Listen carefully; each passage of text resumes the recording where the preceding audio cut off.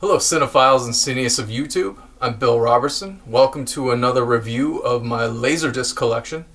Today, I watched Born Yesterday.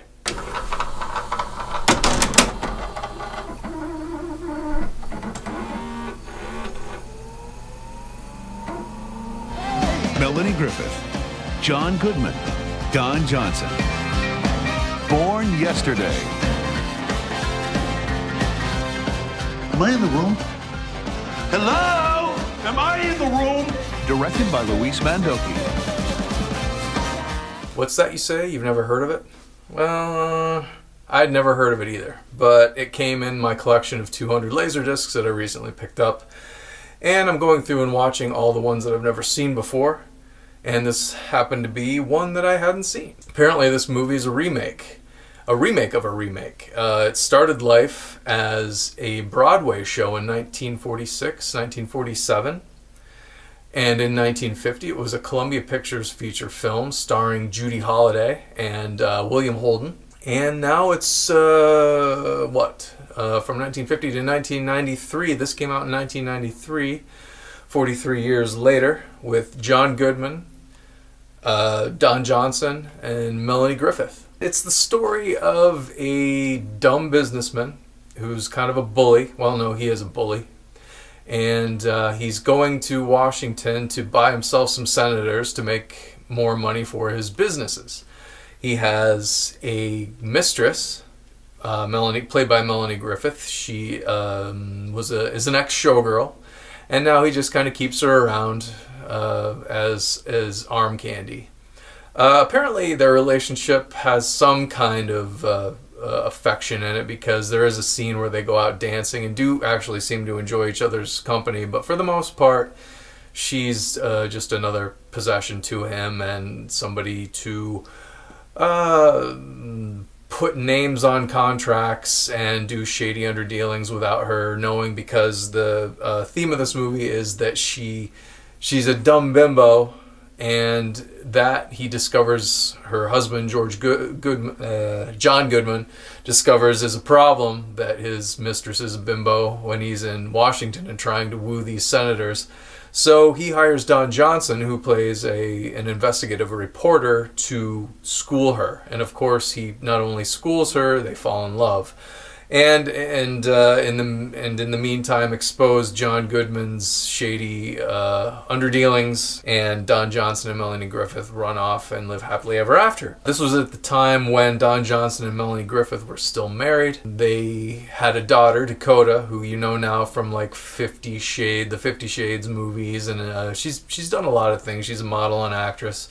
Really popular. And Melanie Griffith's mother is Tippi Hedren, who most people know from Alfred Hitchcock's The Birds and Marnie. Funny thing, the relationship between Don Johnson and Melanie Griffith started way back in the 70s, when Melanie Griffith was only 14 years old and Don Johnson was 22. Don Johnson was in a movie with Tippi Hedren, and Tippi Hedren must have been a pretty liberal, open-minded lady, because while she was working on this movie with young Don Johnson, 22-year-old Don Johnson, her 14-year-old daughter, Melanie Griffith, fell in love with Don Johnson, and Tippi said, hey, why don't you two move in together? So they did.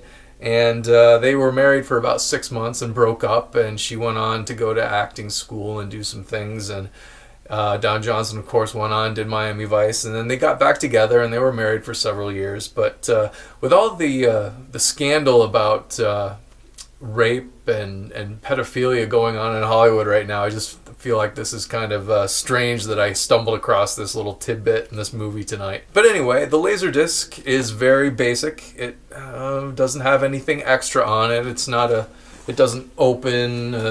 It's just got the chapters listed on the back and a brief synopsis of the film. Nothing special really as far as the LaserDisc goes.